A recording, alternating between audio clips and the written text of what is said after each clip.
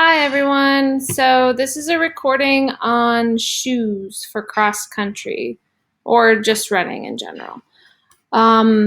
If you've already gotten your shoes for cross country and they're brand new and you know all of this, fantastic. Disregard the video. If you haven't gotten your shoes yet, or you're not sure, or if you got shoes but you don't think they're working out for you, this is why I'm making the recording. So a very easy way outside of going to a specialty running store to be properly looked at and evaluated for what type of shoe would work best for you. The easiest way I have found and suggest is to take a pair of old running shoes. Or not, doesn't even need to be running shoes, just shoes. Gym shoes, shoes that you've had for at least 3 months that you've worn consistently. So you're going to want to look at the bottom, okay, of said shoe and look for places where you have wear, okay? Notice I have a lot of wear. These were very old. Why am I going the wrong direction with them? Okay, and then the bottoms, strangely on this one, don't look as worn. But on the front top of my foot, from here to here, you'll notice I have a decent amount of wear. And then you look at the sides of the shoes, okay, to look for breakdown also, okay, in the shoe. So that's one example. So you would want to look for something knowing that you run more up on here, for me, personally.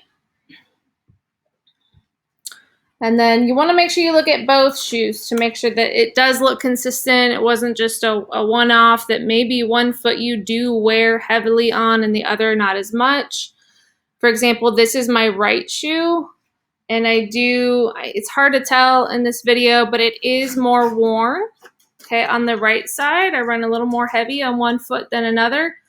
That's okay. It's not a big deal. It's actually perfectly normal. So with that being said, here is another pair of shoes that I have. Check a look at those. Nice and dirty, of course, but look at how smooth and worn out the bottoms are. This is not what you want, okay? I wore these shoes much longer than I probably should have.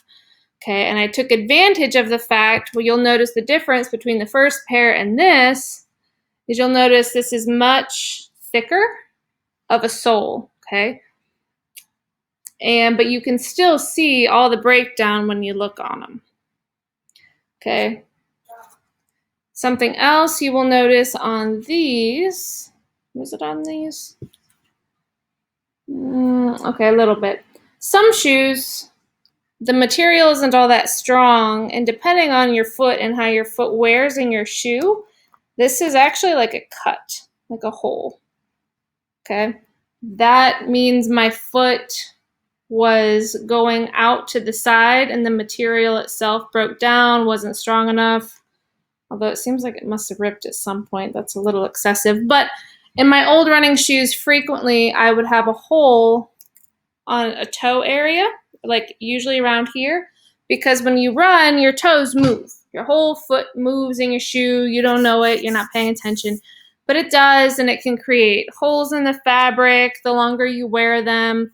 The bottoms break down, but therefore it also, for now, if you haven't gotten your running shoes, it's going to show you where you need to make sure you have support in that shoe. Now, these are my current running shoes. Okay, now when I first got these, I was not a fan. I'm typically not a big fan of Nike, but I wanted to give them a shot because I do believe in finding a shoe that you can tell once you've been running long enough it's going to work for you. And I had the feeling these ones would probably work. So they were a little tight. Most new shoes are going to feel tight when you put them on. Please don't let that dissuade you from sticking with the pair that you think would work, okay? You can see they're already broken down a little bit on the side, but again, it's a much thicker cushion. But when you look at the bottom of these, you'll notice the tread, everything is really pretty strong still, which is why I'm still running in these shoes.